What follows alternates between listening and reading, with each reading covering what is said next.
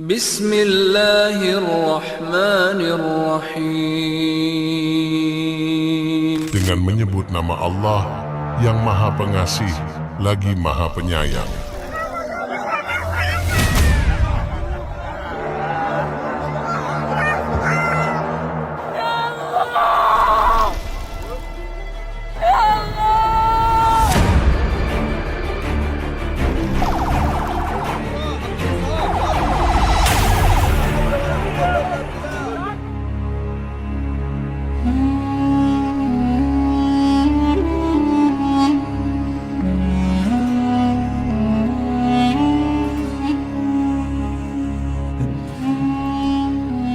Assalamualaikum warahmatullahi wabarakatuh.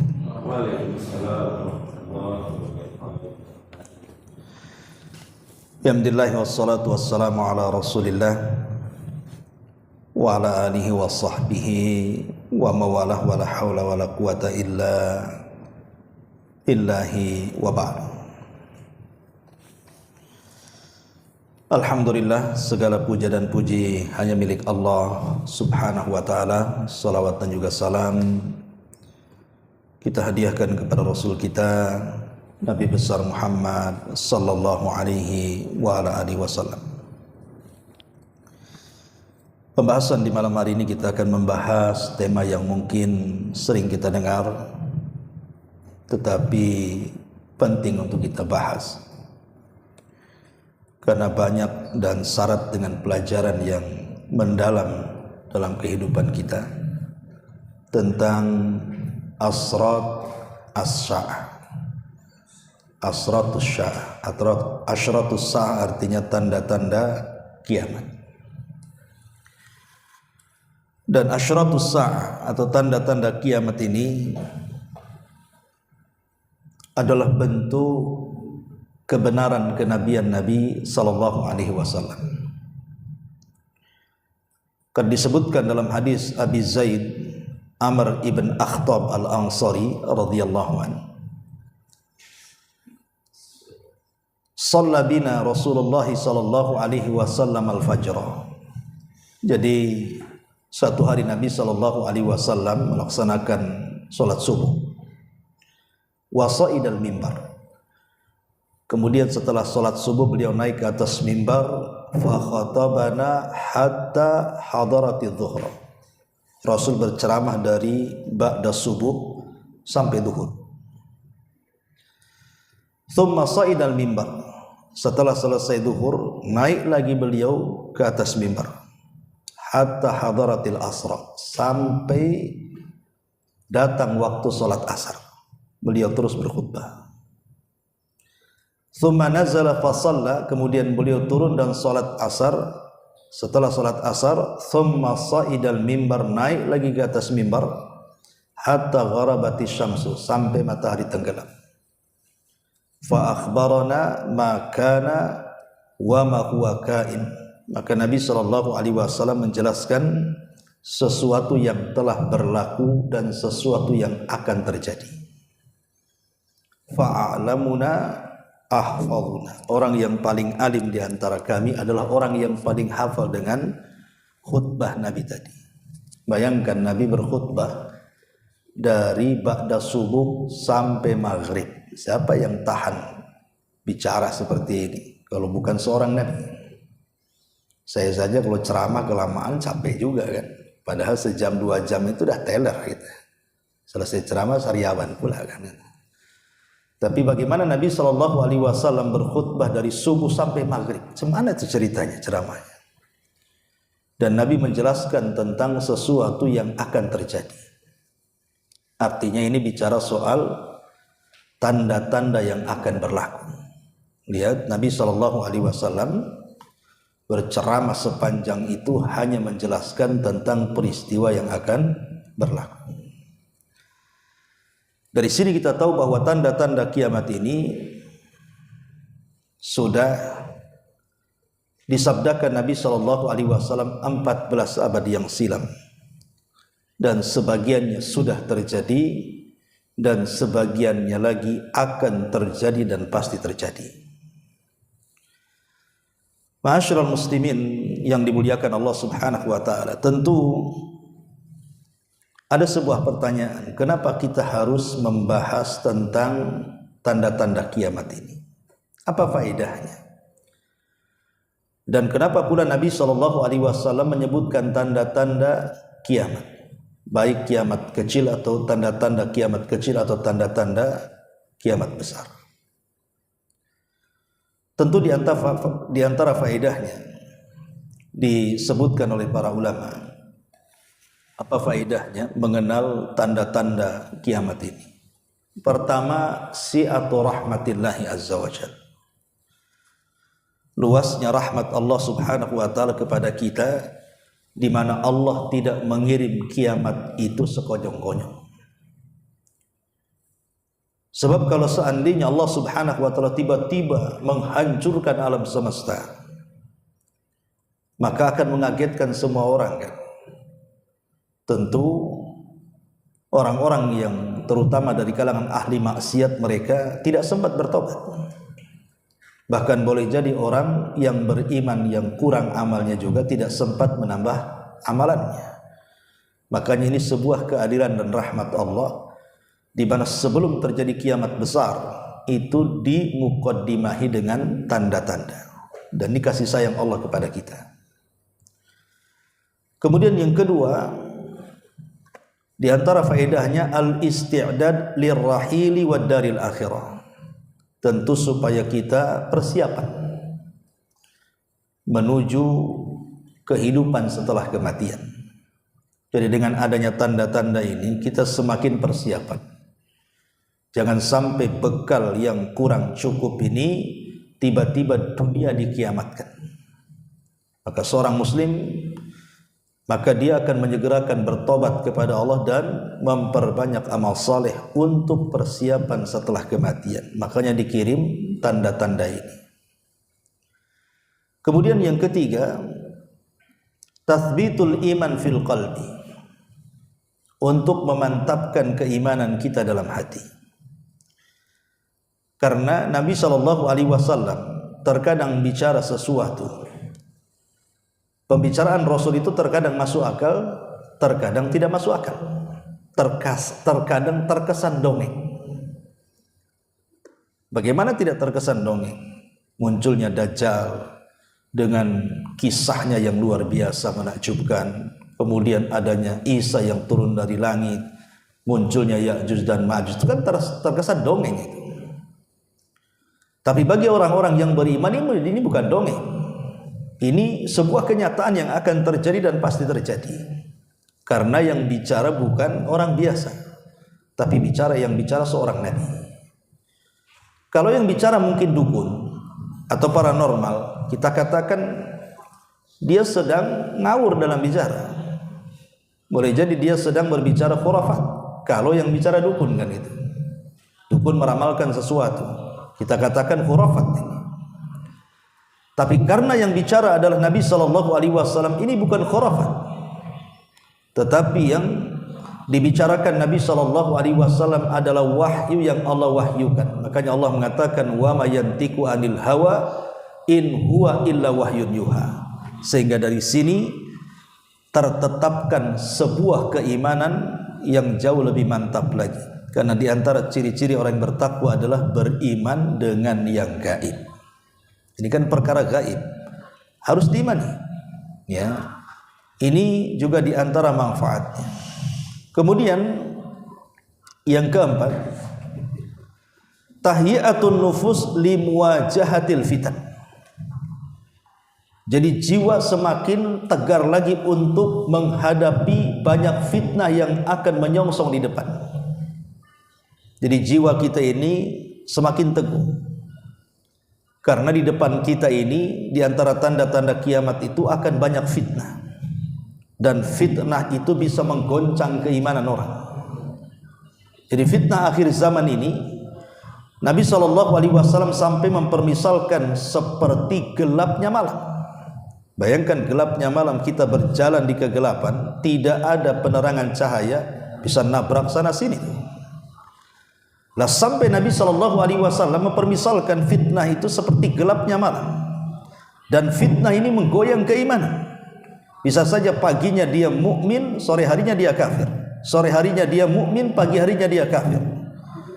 Jadi dengan dihabarkan akan terjadi fitnah ini, fitnah itu di akhir zaman atas lisan Rasul, maka jiwa ini semakin persiapan untuk menghadapi fitnah-fitnah itu. Nah, ini juga di antara faedah kenapa disebutkan tentang asratus saah di sini.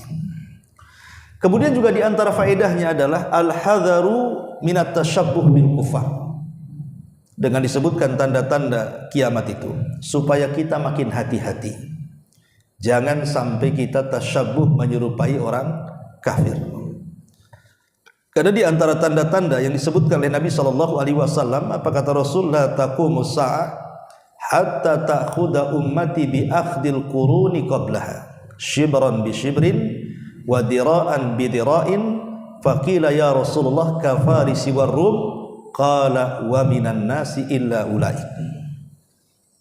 Kata Nabi SAW, tidak mungkin terjadi kiamat sampai di antara umatku, kata Nabi, ada yang mengikuti jejak-jejak umat-umat terdahulu, sejengkal demi sejengkal, sehasta demi sehasta, sampai dikatakan, wahai Rasul, apakah yang dimaksud adalah Persia dan Romawi?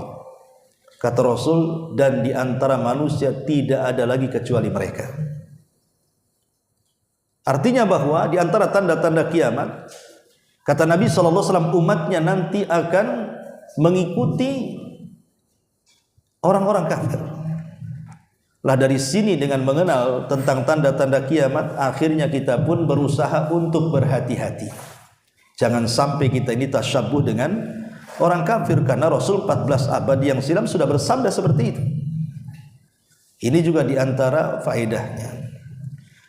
Kemudian juga di antara faedahnya adalah tarkul munkarat wal bu'du anil ma'asi. Kita berusaha untuk meninggalkan kemungkaran dan berusaha untuk meninggalkan kemaksiatan. Karena Nabi SAW pernah mengatakan bahwa di antara umatku akan terjadi banyak musibah. Kemudian Rasul mengatakan khosfun wa qadhfun wa mashun.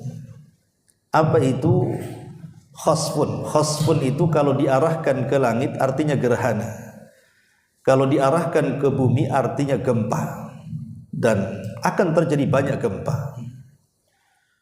Kemudian qadhfun itu artinya hujan batu.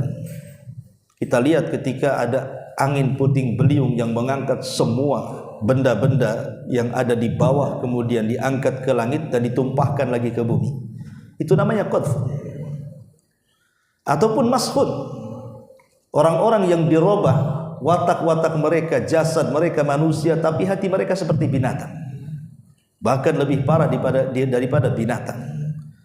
Sehingga Aisyah radhiyallahu anha bertanya kepada Nabi SAW, 3 bencana ini kapan terjadi? Apakah mungkin bencana ini terjadi ketika orang-orang soleh masih ada di sekitar kita? Kata Nabi SAW, na'am, ya, kalau seandainya keburukannya jauh lebih banyak dibandingkan kebaikannya. Jadi kalau orang jahatnya lebih mendominasi dibandingkan orang baiknya, maka akan terjadi 3 bencana ini. Dari sini menunjukkan bahwa dengan mengenal tanda-tanda kiamat, maka kita berusaha meninggalkan kemungkaran dan menjauhi maksiat supaya tidak turun bencana. Ini juga di antara faedahnya. Kemudian juga di antara faedahnya, kita berusaha untuk ikhtiram kepada para ulama dan berusaha untuk duduk di majelis-majelis ulama. Karena di antara tanda-tanda kiamat, Nabi SAW mengatakan akan diangkatnya ilmu dan disebarnya kejahilan. Ketika ilmu diangkat, kemudian kejahilan menyebar, disitulah kiamat sudah dekat. Ketika para sahabat bertanya, bagaimana cara ilmu diangkat itu, hai Rasul? Maka Nabi SAW mengatakan diangkatnya ilmu itu bukan diwafatkan para ulama. Bukan berarti ilmu itu secara zatnya diangkat dari bumi kemudian diangkat ke langit, bukan itu maksudnya, tetapi dengan cara mewafatkan para ulama. Karena ketika para ulama sudah wafat, mau bertanya sama siapa? Akhirnya orang-orang jahil pun berpura-pura menjadi ulama. Makanya ada istilah di akhir zaman itu banyak telur belum menetas tetapi sudah berkokok katanya. Kenapa? Tidak punya ilmu tetapi berfatwa. Ini yang bahaya. Pesantrennya di mana tidak tahu, tahu-tahu jadi ustaz dan berfatwa saja. Nah ini dengan mengetahui tanda-tanda kiamat bahwa di akhir zaman akan menyebar kejahilan dan ilmu akan diangkat, sehingga kita yang mengetahui ini makin hormat kepada para ulama dan duduk di majelis ulama, dan mereka berusaha untuk mencari ilmu kepada para ulama. Kemudian juga dengan mengenal tanda-tanda kiamat, akhirnya kita al-ihtimam bi sya'airil Islam, berusaha untuk mengagungkan syiar-syiar Islam. Karena Nabi SAW ketika menyebutkan tanda-tanda kiamat adalah an yusallima rajul ala rajuli la yusallimu alaihi illa bil ma'rifah, di mana ketika seseorang menyebarkan salam, dia tidak menyebarkan salam kecuali kepada yang dikenal saja. Padahal sabda Rasul mengatakan sebarlah salam kepada yang kau kenal dan kepada yang kau tidak kenal.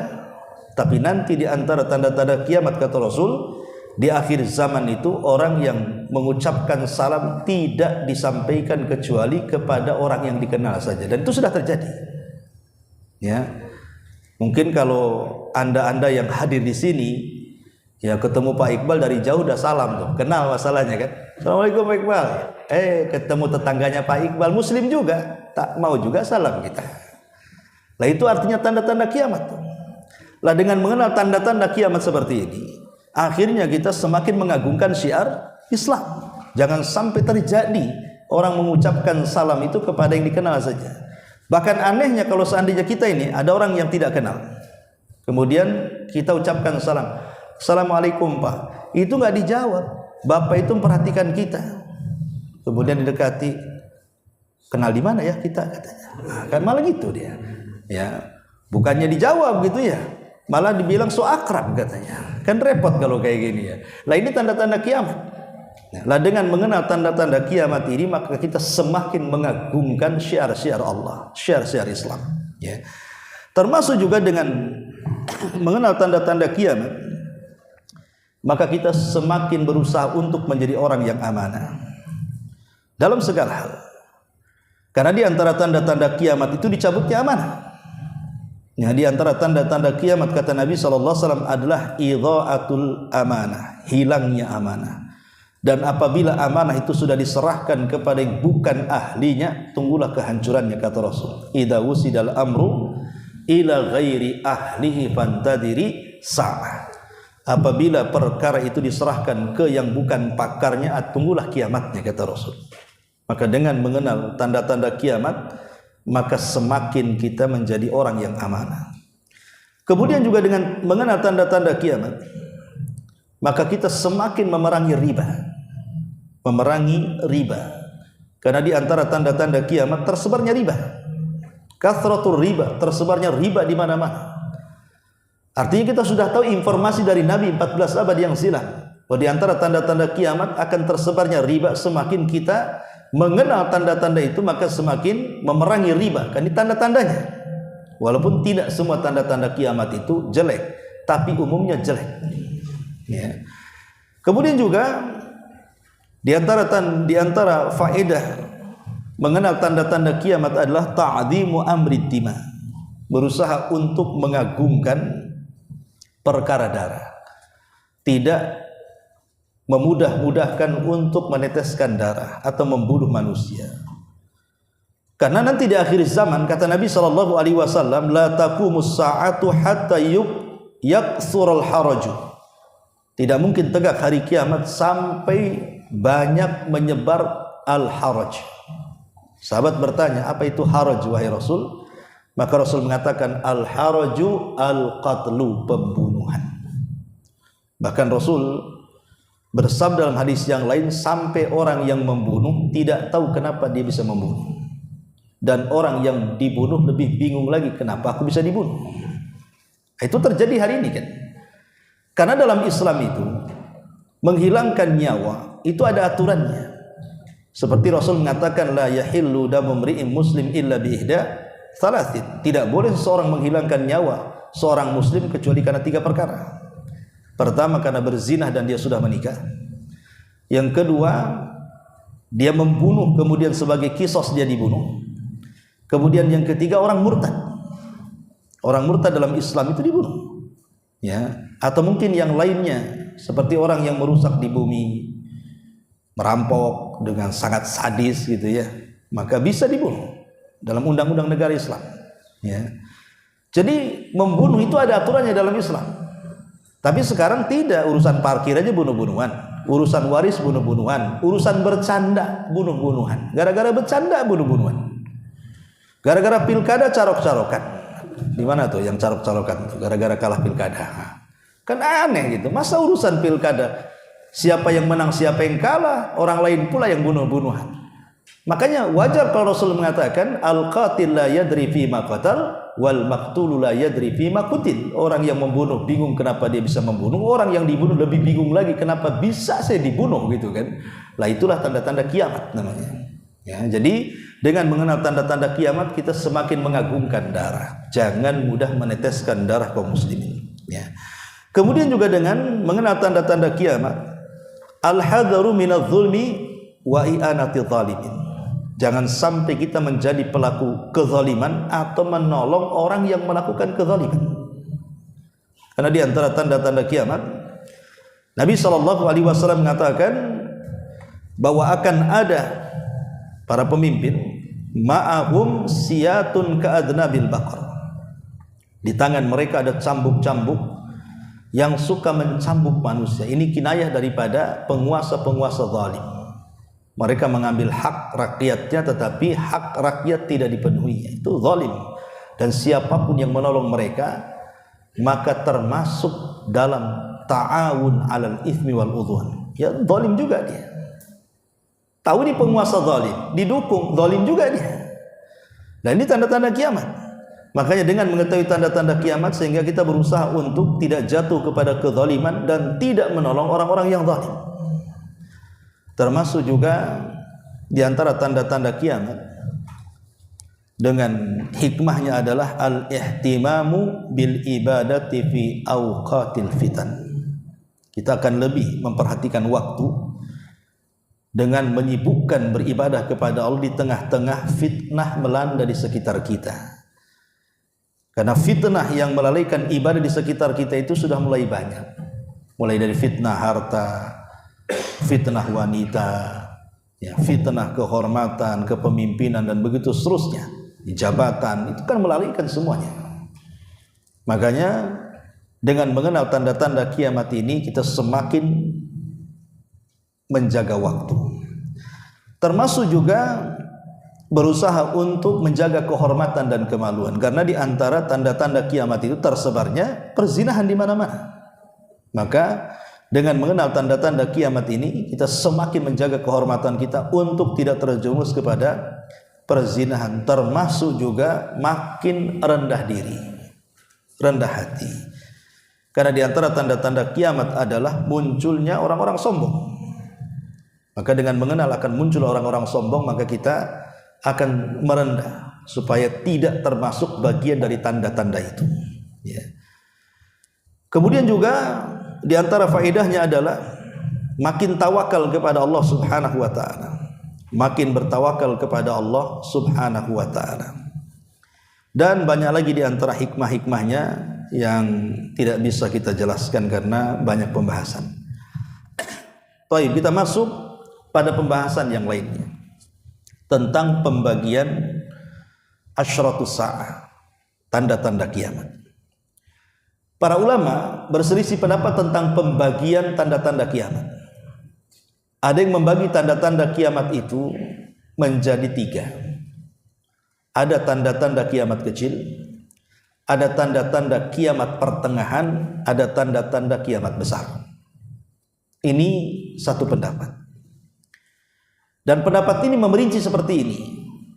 Jadi maksudnya tanda-tanda kiamat kecil adalah tanda-tanda yang sudah berlaku dan hanya menjadi cerita. Dan tidak mungkin terulang.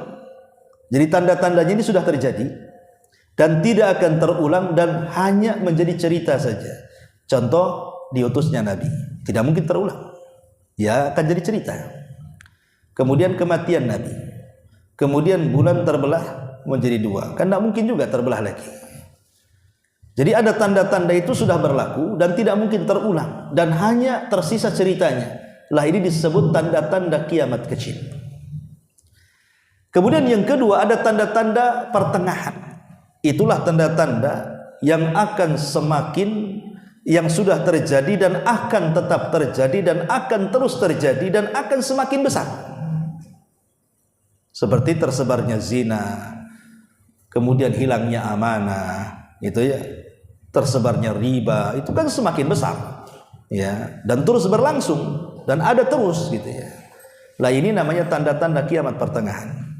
Baru namanya tanda-tanda kiamat besar. Itulah yang 10 tanda. Itulah yang disebut dengan keluarnya Dajjal, turunnya Isa bin Maryam, adanya Ya'juj wa Ma'juj, kemudian asap hitam menebal di langit, kemudian adanya gempa di arah timur, barat dan jazirah Arab, sampai kepada binatang yang melata, matahari terbit dari barat, kemudian api yang menyala dari negeri Aden Yaman dan menggiring manusia ke Syam sehingga terjadilah kiamat besar. Lah itu ada yang memerinci seperti itu. Tetapi pendapat yang lain mengatakan bahwa tanda-tanda kiamat itu cuma 2. Tanda-tanda kiamat itu cuma 2. Tanda-tanda kiamat besar dan tanda-tanda kiamat kecil saja. Di mana tanda-tanda pertengahan ini masuk kepada tanda-tanda kiamat kecil. Lah tanda-tanda kiamat kecil baru kemudian dirinci. Ada tanda-tanda kiamat kecil yang sudah berlaku dan tidak akan pernah terjadi lagi. Yang kedua ada tanda-tanda kiamat kecil yang sedang berlaku dan akan terus berlaku. Yang ketiga ada tanda-tanda kiamat kecil belum berlaku. Dan yang keempat ada tanda-tanda kiamat kecil yang berada di tengah-tengah tanda-tanda kiamat besar. Seperti umpamanya apa? Diangkatnya Quran, kemudian dirobohkannya Ka'bah sampai ke akar-akarnya oleh Dzu Suwaikataini. Itu kan ditanda di tengah-tengah tanda-tanda kiamat besar itu, ya. Jadi ada yang memerinci tanda-tanda kiamat kecil menjadi 4. Ada yang sudah berlaku, seperti tadi contohnya kematian Nabi, kemudian kematian para sahabat, kemudian bulan terbelah menjadi 2, gitu ya. Itu sudah berlaku, ya.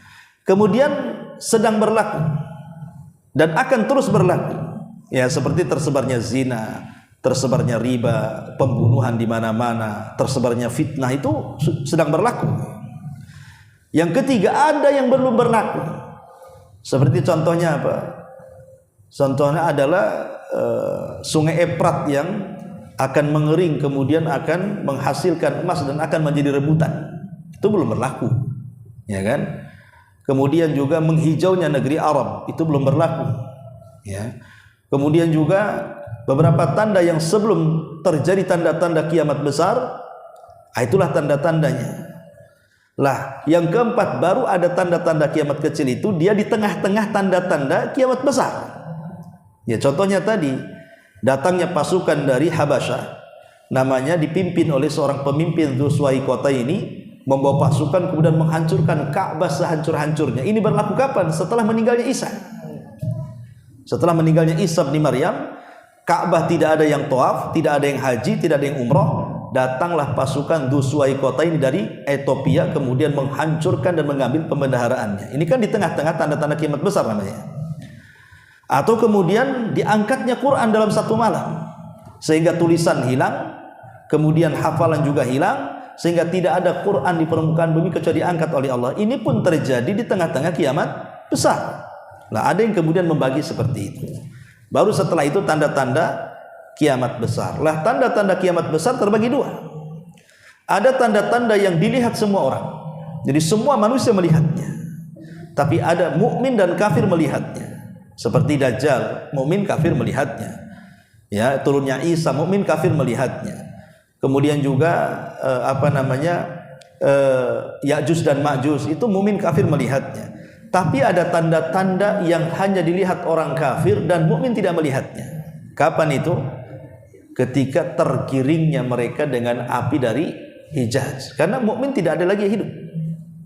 Karena sudah diwafatkan dengan dikirim angin yang sangat dingin sekali, kemudian menerpa setiap ketiak orang yang memiliki iman walaupun sebiji dzarrah, kemudian meninggal, ketika itu tidak ada yang hidup kecuali orang kafir. Maka datang api yang menggiring mereka ke Syam, kemudian terjadi kiamat besar. Itu hanya terjadi kepada orang kafir saja. Jadi kiamat pertama atau tiupan sangkakala pertama Israfil tidak mungkin terjadi kepada orang yang beriman. Jadi hanya terjadi kepada orang kafir saja. Nah, ini rincian tentang pembagian tanda-tanda kiamat. Ya. Taib ma'asyiral muslimin yang dimuliakan Allah Subhanahu wa taala. Baru kita akan masuk apa saja tanda-tanda. Kalau tadi kan secara global, kita masuk secara rinciannya. Pertama kita bicara tentang tanda-tanda kiamat kecil. Secara ringkas saja ya. Kalau kita jelaskan secara terperinci ya kelamaan. Ya. Yang pertama bi'tsatun Nabi. Diutusnya Nabi SAW. Kata Rasul, bu'ithtu ana wasa'ah kahataini. Kata Rasul, aku diutus dengan hari kiamat itu seperti ini. Rasul kemudian mengatakan seperti ini sambil mengisyaratkan telunjuk dan jari tengahnya. Ya. Kemudian Rasul merapatkannya. Seperti ini. Awalnya begini, kemudian Rasul merapatkannya seperti ini. Ya. Menunjukkan bahwa diutusnya Nabi SAW dengan terjadinya kiamat itu sudah dekat. Kenapa sudah dekat? Karena sudah tidak ada nabi setelahnya. Kata Nabi SAW, la nabiyya ba'di, tidak ada nabi sepeninggalku. Artinya dialah nabi terakhir. Kalau sudah nabi terakhir dan tidak ada nabi setelahnya, berarti nunggu kiamat sajalah kan begitu. Dan umatnya adalah umat terakhir dan tidak akan ada umat lagi selain umat Muhammad. Lah karena dia adalah nabi terakhir dan umatnya juga umat terakhir, berarti tidak akan ada nabi lagi dan tidak ada umat nabi lagi. Berarti tinggal menunggu kiamat dihancurkan saja. Itulah kenapa kemudian diutusnya nabi menjadi tanda dari tanda-tanda kiamat. Kemudian yang kedua, kematian nabi. Kematian nabi jelas juga di antara tanda-tanda kiamat karena sudah tidak ada nabi lagi. Kalau ada orang yang ngaku nabi, dan itu ada orang yang ngaku nabi, dan itu juga tanda-tanda kiamat juga. Jadi munculnya orang-orang yang ngaku nabi. Kata Nabi SAW, la taqumus sa'ah hatta yab'atha dajjaluna kadzabuna qaribun min 30 kulluhum yaz'amu annahu Rasulullah. Kata Rasul, tidak mungkin tegak hari kiamat sampai muncul dajjal-dajjal. Kurang lebih jumlah mereka sekitar 30, semua mengaku dirinya utusan Allah. Ya tentu 30 ini bukan batasan. Ya, bukan batasan karena buktinya yang ngaku nabi dan rasul itu lebih daripada 30 ya.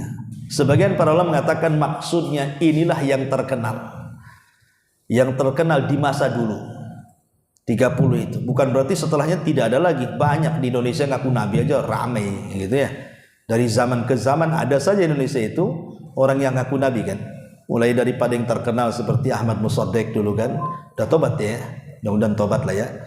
Kemudian juga Nabi Cecep kan itu dari Jawa Barat. Udah tahu enggak si Cecep ini udah tobat belum? Udah tobat ya. Belum tobat juga ya. Ya, macam-macam kan di Indonesia ini yang ngaku nabi. Tapi di Jakarta ada orang yang punya pabrik roti ngaku nabi, karyawannya nggak digaji. Ketika ditanya kenapa nggak digaji, karena kerja sama nabi katanya. Kerja sama nabi lah kan ada orang kayak gitu. Ya. Lah di zaman Rasul sebenarnya ngaku nabi itu di awal-awal periode Mekah nggak ada yang ngaku nabi. Jadi dakwah Rasul di Mekah kan 13 tahun tuh. Nggak ada orang ngaku nabi. Kenapa? Risikonya berat. Nabi asli saja diintimidasi kan gitu. Diserang, mau dibunuh, dianggap gila. Ya takutlah orang-orang ngaku nabi. Nabi aslinya saja luar biasa tantangannya. Makanya di awal kenabian tidak ada orang ngaku nabi. Bahkan ketika Rasul pindah ke Madinah pun di awal-awal di Madinah tidak ada ngaku nabi. Banyaknya orang ngaku nabi itu setelah Fathu Mekah. Jadi setelah Mekah dikuasai, Madinah dikuasai, kabilah-kabilah banyak bergabung, Rasul mulai dihargai dan dihormati, baru orang memandang enak juga jadi nabi katanya. Dia tidak tahu bagaimana susahnya Rasul periode Mekah dan awal Madinah kan. Jadi mereka akhirnya setelah Rasul sukses menjadi nabi dan memimpin umat, baru orang terpikir enak juga jadi nabi. Dari situlah banyak orang ngaku nabi di akhir-akhir sebelum wafatnya Nabi. Muncul Musailamah Al-Kadzdzab, muncul Tulaiha, muncul Al-Aswad Al-Ansi, muncul Sajah bintul Haris. Bermunculan tuh di akhir-akhir hayat Nabi. Bahkan si nabi palsu dengan nabi palsu kawin. Seperti Musailamah Al-Kadzdzab kan nabi palsu. Kemudian di situ juga ada seorang wanita ngaku nabi namanya Sajah bintu Al-Haris. Akhirnya kawin itu dua nabi palsu ini. Bayangkan. Ya, jadi tetapi Allah takdirkan ada yang tobat, seperti Sajah bintul Haris tobat dan baik Islamnya. Kemudian Tulaiha juga tobat baik Islamnya. Tapi Musailamah Al-Kadzdzab tidak tobat sehingga diserang oleh Abu Bakar dan meninggal di sebuah kebun. Makanya kemudian peperangannya disebut kebun kematian. Ya, dalam perang Yamamah. Kemudian juga Al-Aswad Al-Ansi juga dibunuh. Ya, karena ngaku nabi. Jadi di zaman itu sudah ada orang ngaku nabi. Setelah meninggalnya Nabi, sampai kemudian seorang Syiah namanya Mukhtar Ats-Tsaqafi, ya, di zaman tabi'in juga ngaku nabi, kemudian dibunuh juga. Dan banyak sekali sampai hari ini banyak bermunculan orang ngaku nabi. Intinya bahwa kematian Nabi SAW menutup tidak ada lagi nabi setelahnya, dan itu tanda dari tanda-tanda kiamat. Kemudian yang ketiga, zuhurul fitan, banyaknya fitnah di mana-mana. Nabi SAW mengatakan, inna baina yaday sa'ati fitanan kakita'il lailil mudlim. Sesungguhnya mendekati kiamat akan terjadi banyak fitnah, di mana fitnah ini seperti potongan malam yang sangat gelap gulita. Yusbihu rajulu fiha mu'minan wa yumsi kafira, wa yumsi mu'minan wa yusbihu kafira. Di mana di pagi hari ada orang beriman, sore hari sudah kafir. Di sore hari beriman, paginya pula kafir. Maka ketika itu kata Rasul, al-qa'id fiha khairun minal qa'im. Orang yang duduk lebih baik dibandingkan orang yang berdiri. Wal qa'im fiha khairun minal masyi. Orang yang berdiri lebih baik daripada orang yang berjalan. Wal masyi fiha khairun minas sa'i. Orang yang berjalan lebih baik daripada orang yang berlari. Dan seterusnya. Artinya bahwa kata Rasul, nanti mendekati kiamat akan banyak terjadi fitnah, dan fitnah ini akan menggoncang iman. Menggoncang iman seseorang, dan itu sudah terjadi. Banyaknya kesyirikan itu kan menggoncang iman kita. Banyaknya perkara-perkara baru dalam Islam itu juga bisa menggoncang sunnah kita. Kemudian banyaknya kemaksiatan di tengah-tengah kita, mulai daripada perjudian, baik yang online, offline, judol dan yang lainnya. Nah, itu kan merebak di mana? Ini kan menggoncang iman. Sampai penegak-penegak hukum juga sudah main judol-judol juga rupanya. Tapi dibilangnya iseng katanya. Dibilang iseng pula, coba kan. Orang judi dibilang iseng kan kurang ajar itu. Perkara yang haram dibilang iseng. Perkara dosa itu bukan iseng-isengan. Yang namanya haram ya tetap haram sampai kiamat. Baik aturan negara atau aturan Islam, sama saja, dilarang. Ya. Nah ini kan fitnah. Lah kalau para penegak hukumnya sudah main-main dalam masalah judi, macam mana dia akan menegakkan hukum kan? Dia tidak mungkin menegakkan hukum. Wajar kalau Rasul mengatakan hakim itu 2/3 di neraka, 1/3 di sorga. Coba 2/3 di neraka, 1/3 di sorga. Karena Rasul mengatakan hakim itu ada 3, 2 di sorga, 1 di neraka. Artinya 2/3 di neraka, 1/3 di sorga. Kalau kita mau buat kalkulasi seperti itu kan. Nah ini terjadi di negeri kita. Ya, jadi fitnah ini luar biasa. Makanya kita lihat banyak orang yang murtad tanpa sadar atau dengan sadar. Di Batam ini orang murtad banyak sekali. Hanya gara-gara faktor pernikahan murtad, ya kan? Hanya faktor ekonomi murtad. Kena bencana sedikit dibantu orang murtad. Ini negeri kita, ini kan fitnah namanya. Menggoncang keimanan. Di pagi hari dia beriman, sore hari dia sudah kufur. Ya, kemudian pusing sedikit tentang usaha, datang ke dukun, murtad dia akhirnya. Karena percaya dengan dukun. Rasul mengatakan barang siapa yang datang ke dukun, kemudian bertanya, dibenarkan ucapannya, maka dia telah kufur dengan syariat Muhammad. Artinya dia telah keluar dari Islam. Coba bayangkan. Ya, percaya dengan tanggal-tanggal tanpa sadar, murtad dia. Itulah fitnah. Ya, tanpa sadar. Dan ini fitnah, ini tanda-tanda dari tanda-tanda kiamat yang akan berlaku. Kemudian kasratul mal, banyaknya harta. Maksudnya banyaknya harta ini yang melalaikan. Ya, banyaknya harta yang melalaikan. Ada orang yang bercita-cita seperti ini. Ya tentu ini orang baiknya. Ustaz, kalau saya kaya, mungkin saya bisa mengatur harta. Mungkin kalau ada masjid yang belum jadi, saya akan bantu. Kalau panti asuhan nampak kurang, saya akan bantu. Pokoknya ada orang yang berpikir kalau kaya itu dia bisa mengatur harta. Dengan hartanya dia bisa berbuat baik. Tapi setelah Allah kabulkan dia jadi kaya raya, apa yang terjadi? Bukan dia yang memegang harta, harta yang memegang kupingnya. Kata harta ke timur, dia ke timur. Kata harta ke barat, dia ke barat. Itulah harta. Akhirnya apa? Cita-cita yang dulu ketika miskin ingin berbuat baik, setelah kaya hilang semuanya. Itulah rahasia bejatnya orang. Kata Rasul, kata Allah Subhanahu wa taala, "Kalla innal insana la yatgha an ra'ahus taghna." Manusia itu terkadang mudah melampaui batas ketika rizki dibentangkan. Ada orang Jakarta datang ke saya, Ustaz, saya penggemar Ustaz di YouTube, alhamdulillah. Coba saya kenal Ustaz dulu waktu saya masih kaya, saya bangun pesantren Ustaz katanya. Jadi saya bilang, kenapa kau datang miskin pula? Kok waktu miskin pula datang ke sini? Waktu kaya kemana aja? Saya bilang. Jadi kadang-kadang kan seperti itu. Nah ini banyaknya harta yang melalaikan ini bagian dari tanda-tanda kiamat. Kemudian juga diaul amanah. Diaul amanah, hilangnya amanah. Rasul mengatakan idza duyiatil amanah fantadiris saah. Kalau amanah itu sudah dilalaikan, maka tunggulah kiamat dibangkitkan. Rasul ditanya, bagaimana cara melalaikannya wahai Rasul? Maka Rasul mengatakan, idza usnidal amru ila ghairi ahli fantadiris saah. Kalau amanah diserahkan ke yang bukan ahlinya, tunggulah kiamatnya. Itulah melalaikan amanah, kata Rasul. Jangan terlalu tinggi. Terkadang amanah-amanah ringan saja kadang-kadang kita tidak bisa melakukannya kan. Contoh amanah lihat, amanah dengar, itu saja yang mudah. Ada saudara kita mungkin terlihat oleh mata kita dia sedang maksiat. Padahal kewajiban kita menutup aibnya. Malah kita sebarkan pula, tak nyangka si anu itu rupanya dia ahli maksiat umpamanya. Tidak boleh. Harusnya saudara kita yang bermaksiat ditutupi kan dan dinasihati, bukan disebarkan aibnya. Atau mungkin amanah dengar. Bisik-bisiklah si kawan itu. Saya mau cerita, boleh nggak? Boleh, tapi jangan ceritakan ya. Iya katanya. Diceritakan. Ketika diceritakan gitu juga bahasanya. Saya ingin cerita, ada kawan cerita, tapi syaratnya kau jangan ceritakan ya. Nah, akhirnya kemana-mana jadinya. Nah ini bahasa-bahasa seperti ini kan dia tidak bisa menjaga amanah dengar namanya. Nah kalau amanah lihat tidak bisa dijaga, amanah dengar tidak bisa dijaga kan begitu. Macam mana amanah yang lebih besar daripada itu? Amanah harta, amanah anak, amanah jabatan, amanah macam-macam amanah kan itu. Amanah itu kan luas.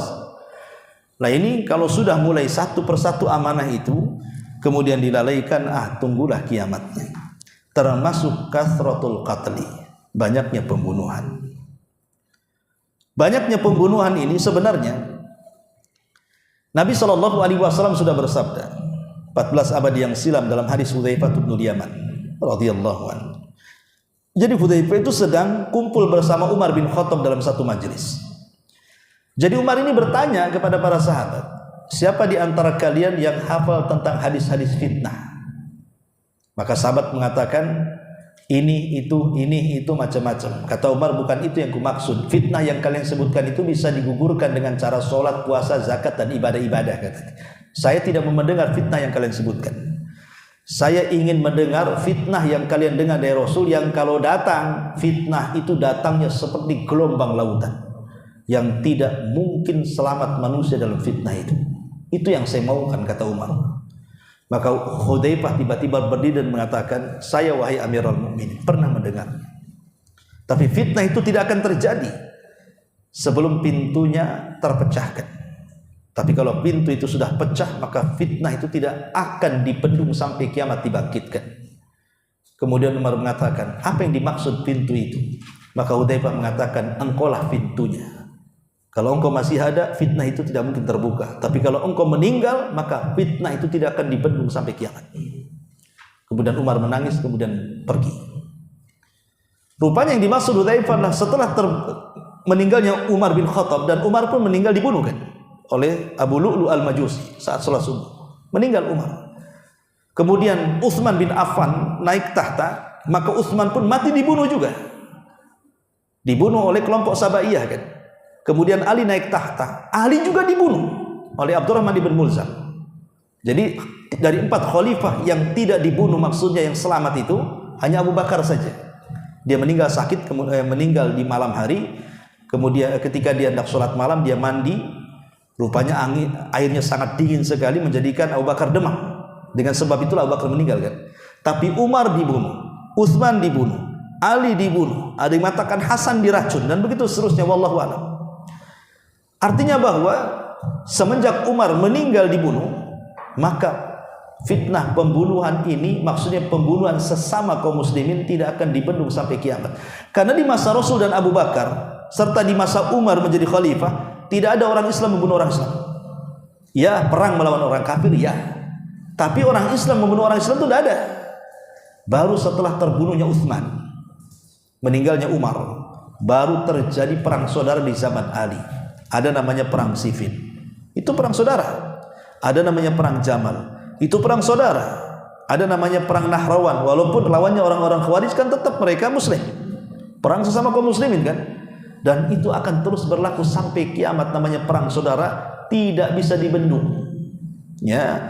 Dan ini bukan hanya jumlah ramai, bahkan individu kan begitu. Antar saudara satu rumah gara-gara rebutan waris, bunuh-bunuhan. Rebutan waris lo bisa bunuh-bunuhan.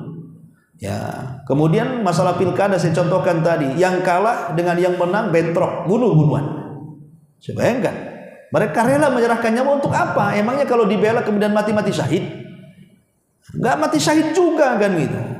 Yang dibela siapa kan gitu? Yang dibela itu bukan Islam, bukan Nabi, bukan syariat. Yang bela itu paslon. Nah ini dari mana kemudian mati syahid di sini? Jadi Anda ini mati karena uang, bukan mati karena syariat berarti. Lah dari sini khotufidin, peristiwa-peristiwa pembunuhan seperti ini adalah tanda-tanda dari tanda-tanda kiamat. Termasuk kathrah az-zalazil, banyaknya gempa di mana-mana. Indonesia ini jangan cerita gempa lah. Dari zaman ke zaman sudah ada gempa banyak. Tapi sebagai catatan sebelum saya lanjutkan, khotufidin menyatakan Allah Azza wa Jalla, kalau cerita tentang tanda-tanda kiamat, ya ada beberapa hal yang diketahui. Pertama, ya, bahwa tanda-tanda kiamat itu jangan sampai tidak mengharuskan seseorang harus kemudian mencocok logikan kondisi zaman dulu dengan zaman sekarang. Ingat, kalau kita berhadapan dengan tanda-tanda kiamat, jangan dicocok logikan. Tapi yang kewajiban kita adalah beriman. Ya, kewajiban kita beriman. Jangan kemudian dicocok logikan seperti gini contohnya, oh jangan-jangan orang Cina itu Ya'juj dan Ma'juj. Ya, karena sifat-sifatnya kok persis kayak orang Cina, bapaknya kan gitu. Itu namanya cocok logi namanya kan. Ya. Jadi berhadapan dengan tanda-tanda kiamat itu tidak boleh dan maksudnya tidak mengharuskan kita ini menerapkan dengan kondisi sekarang.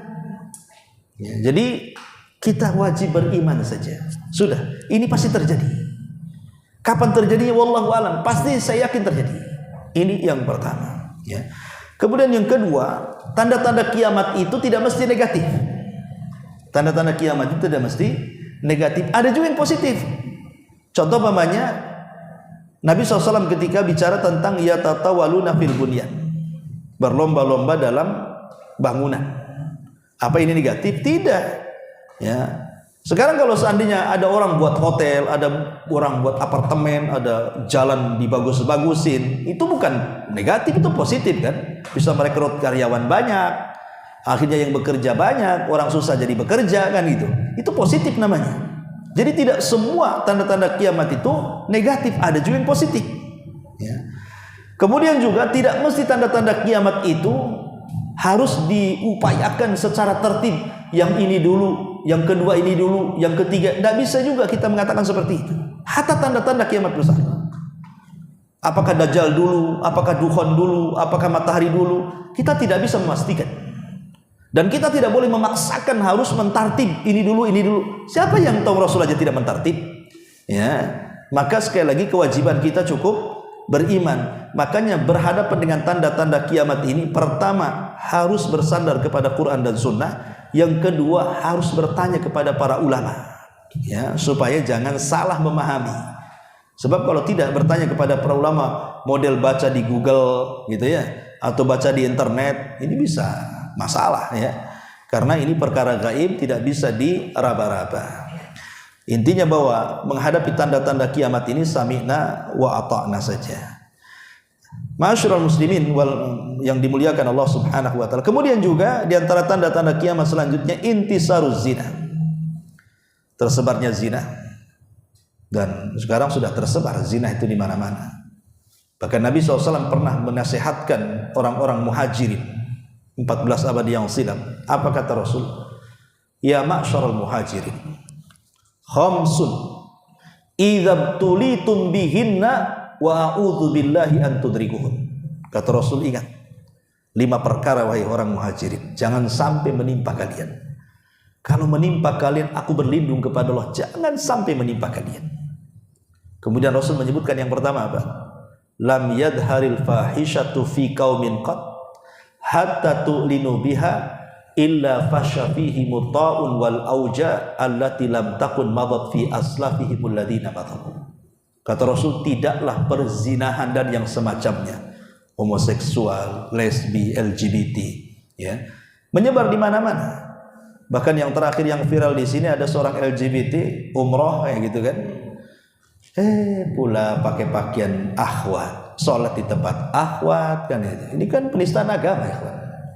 Anda ini laki-laki, nggak boleh kemudian berpakaian perempuan, sholat pula di tempat perempuan. Ini penistaan agama namanya. Dan terjadi. Coba bayangkan. Ya mudah-mudahan pemerintah nangkap orang ini kemudian ditegas, ditindak. Ya, tidak boleh di tanah suci lagi, la ilaha illallah. Coba tanah orang yang paling suci dibuat penistaan agama. Luar biasa negeri kita ini memang. Ya. Lah kata Nabi SAW, tidaklah tampak sebuah perzinahan atau yang semacamnya LGBT dan yang lainnya. Dan terang-terangan. Dan sekarang terang-terangan kan. Gimana tidak terang-terangan? Oh, sekarang tempat lokalisasi itu offline online ada. COD juga bisa, bukan makanan saja. Ya, zaman sekarang ini. Dan itu terang-terangan kan? Lah, apa yang terjadi kata Rasul? Illa fasha fihi muta'un. Ingat, akan tersebar banyak penyakit ta'un ataupun penyakit-penyakit yang belum pernah ada di zaman Rasul tapi akan terjangkit di zaman sekarang. Sampai hari ini, contoh saja penyakit AIDS, itu kan belum ada obatnya, walaupun konon katanya ada seorang ulama Yaman, siapa namanya itu, lupa saya, itu menemukan obat penyakit AIDS. Ketika hendak di sampelnya dibeli oleh Barat, ditolak dia, ya, sampai dia meninggal. Tapi intinya bahwa sekalipun anggaplah diketemukan obat AIDS ini, pasti Allah akan mengirim penyakit yang lebih ganas dibandingkan AIDS kan. Makanya ketika muncul penyakit AIDS ini kan terus diteliti oleh orang-orang cerdas, cerdik, pandai dari Barat kan. Profesor, doktor yang sudah botak-botak kepala itu. Mereka berusaha untuk mencari sampel dan mencari obat yang bisa mengobati penyakit AIDS ini kan. Tapi kita katakan percuma Anda meneliti. Buat apa Anda teliti? Karena yang Anda hadapi bukan bakteri. Yang Anda hadapi adalah Allah Subhanahu wa taala. Kalau ingin hilang, selesaikan masalah zina, selesaikan masalah LGBT. Jangan lakukan, nanti hilang sendiri itu penyakit. Tapi kalau berusaha mencari-cari obat, di satu sisi kemudian membagi-bagikan kondom di mana-mana supaya orang berzina, sekalipun ditemukan obat itu, pasti Allah akan kirim bakteri yang jauh lebih parah lagi. Karena itu hanya satu dari tentara kecil Allah Azza wa Jalla saja kan. Tentara Allah ini banyak. Jadi salah Anda menghadapi, bukan Anda menghadapi penyakit, tapi yang Anda hadapi adalah Allah Subhanahu wa taala. Allah sedang murka dengan kemaksiatan itu. Makanya di antara tanda-tanda kiamat tersebarnya zina di mana-mana, LGBT, lesbi, homo dan yang lainnya. Yang lebih parah pula dilegalkan pemerintah. Itu pajak paling besar. Lah, ini kan gimana ceritanya? Padahal pemerintah tidak akan makmur dan tidak akan pernah turun berkah dari langit dan bumi sampai mereka beriman dan bertakwa. Lawalau anna ahlal qura amanu wattaqau lafatahna alaihim barakatin minas sama'i wal ardh. Kalaulah penduduk negeri ini beriman dan bertakwa, berkah itu akan tersebar di mana-mana. Ya, ini memperbaiki negara pakai uang haram, gimana ceritanya akan dapat berkah sebuah negeri? Sehingga harus dilestarikan gitu. Ini pajaknya besar, la ilaha illallah ya. Kemudian juga qitalul ajam, banyaknya peperangan, jelas.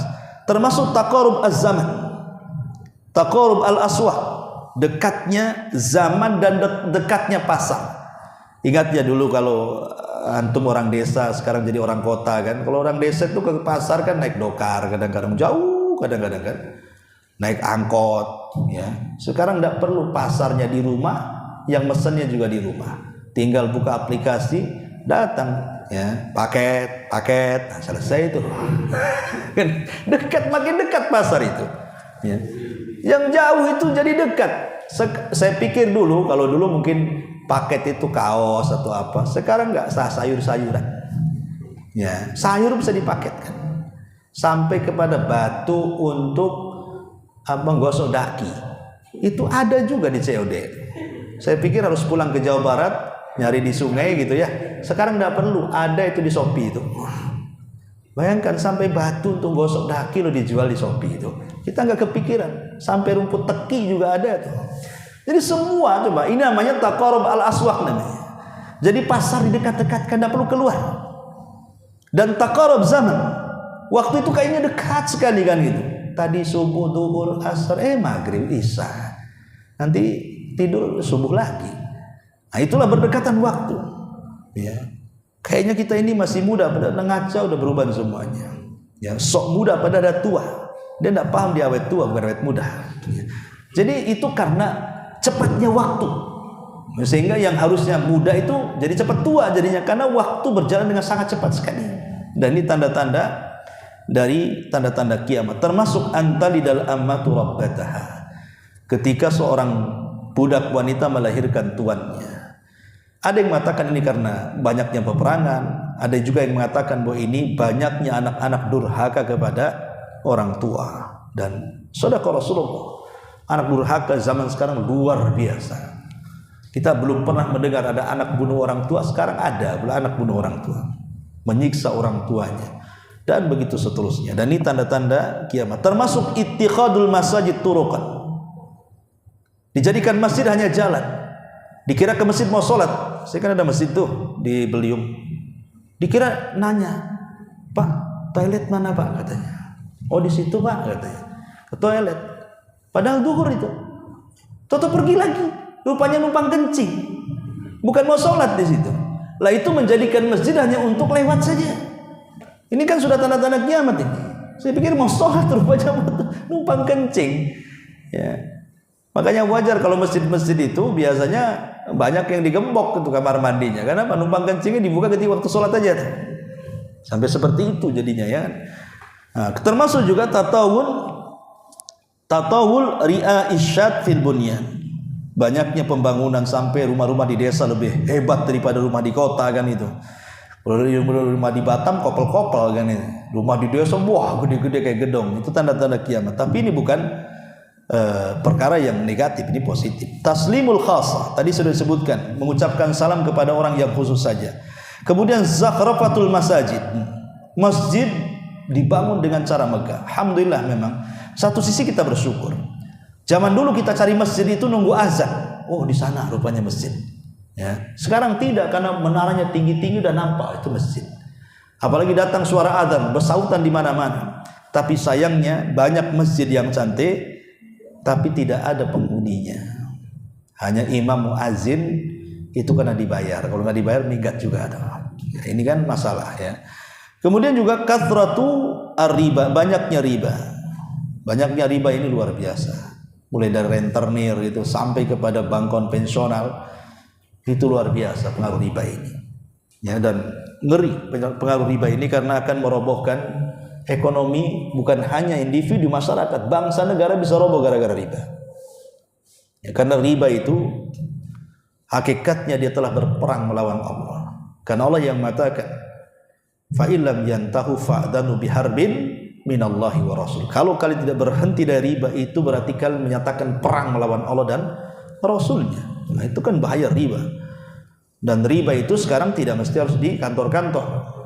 Sekarang sudah di pagar-pagar rumah kan. Silakan pinjam dengan bunga yang rendah, cukup dengan taruh sertifikat, nah, gitu saja. Itu ada itu, tempel-tempel tiang-tiang listrik. Ya. Kemudian banyaknya wanita. Oh, di Batam jelas lah banyak wanita. Kemudian tamannil maut, banyaknya orang berangan-angan ingin mati. Karena apa? Stres dengan kehidupan dunia kan. Jadi pengennya mati itu seolah-olah menyelesaikan penatnya kehidupan dunia. Padahal mati itu bukan menyelesaikan masalah, justru menambah masalah. Karena setelah kematian itu prosesnya lebih panjang lagi. Tapi ada orang-orang yang berpikir karena banyaknya kesulitan, terpikir kalau melihat kuburan orang itu, kenapa aku aja nggak mati di situ? Masalah itu. Nah, ini karena terlampau stresnya orang sampai menghendaki kematian. Termasuk juga zuhurul fawahish, banyaknya kerusakan. Kemudian juga ittiba'us sunanil kafirin, banyak mengikuti tata cara orang-orang kafir. Kemudian kasratus syurat, banyaknya tentara, banyaknya polisi, itu juga tanda-tanda kiamat ya. Termasuk juga qital al-yahud, perang melawan Yahudi. Kita bisa lihat Palestina sekarang berperang melawan orang Yahudi ya, dan banyak lagi. Intinya bahwa tanda-tanda kiamat kecil ini banyak sekali. Dan ulama ada yang mengatakan hampir 90% lebih tanda-tanda kiamat itu setiap hari terjadi. Hanya kurang dari 10% mungkinlah tanda-tanda kiamat kecil ini belum terjadi, artinya sudah mendekati ke tanda-tanda kiamat besar. Tapi sekali lagi bahwa melazimkan dekatnya kiamat itu tidak bisa kita pastikan kapan waktunya, prediksinya seperti apa, tidak bisa. Karena Nabi SAW sendiri yang mengatakan mal mas'ulu anha bi'a'lama minasail. Ketika ditanya Rasul, kapan kiamat? Rasul mengatakan tidak tahu. Yang ditanya tidak lebih paham daripada yang bertanya. Pada yang bertanya Jibril tuh. Artinya aku dan engkau Jibril tidak tahu.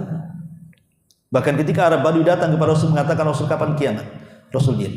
Rasul kapan kiamat? Rasul diam. Rasul kapan kiamat? Rasul diam. Sampai 3 kali marah Rasul.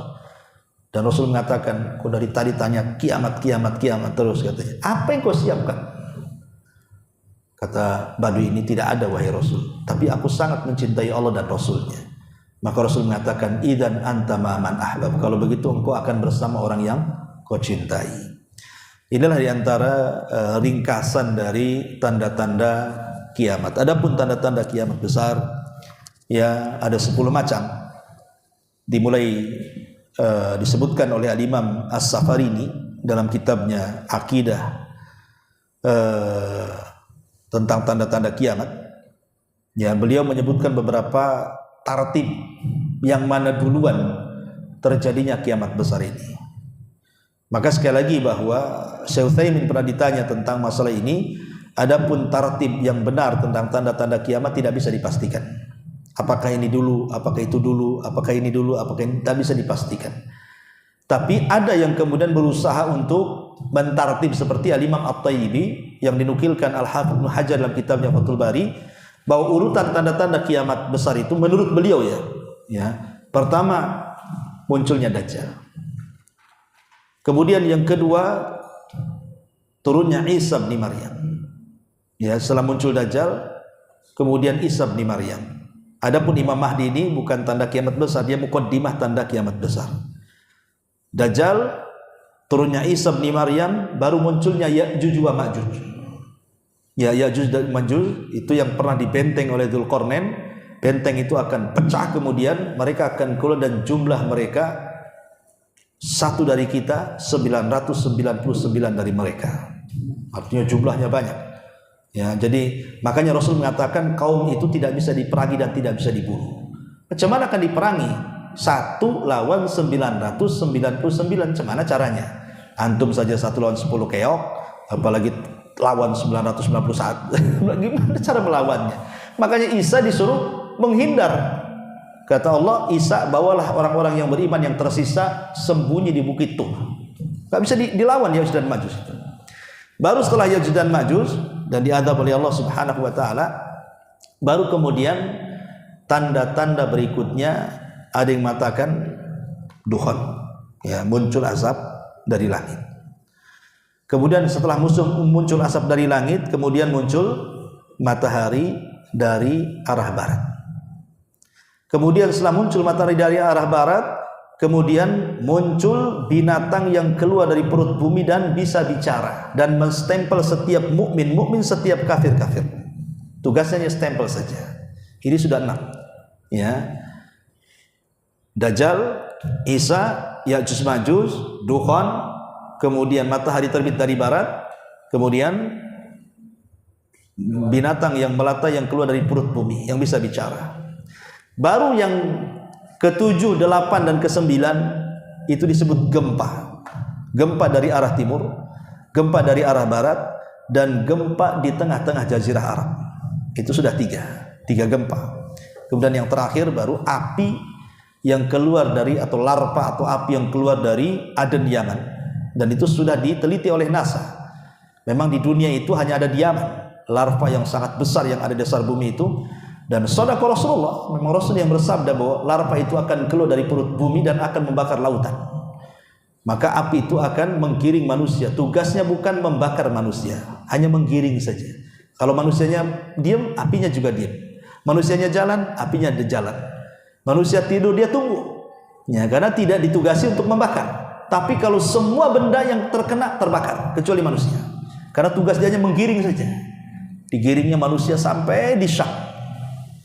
Nah, ketika mereka di Syam, disitulah kiamat dibangkitkan. Ini menurut tartib Al-Imam At-Tayyibi dalam kitab Fathul Bari. Tapi menurut Imam Safarini dan yang lainnya juga berbeda tartibnya, sehingga kita tidak bisa memastikan mana satu duluan. Yang jelas kita beriman bahwa tanda-tanda kiamat itu pasti berlaku dan pasti terjadi. Wallahu a'lam bishawab. Sampai di sini, inilah diantara ringkasan tanda-tanda kiamat. Mudah-mudahan ada manfaatnya. Subhanakallahumma bihamdika, asyhadu an la ilaha illa anta, astaghfiruka wa atubu ilaik. Allahu ta'ala alam. Assalamualaikum warahmatullahi wabarakatuh.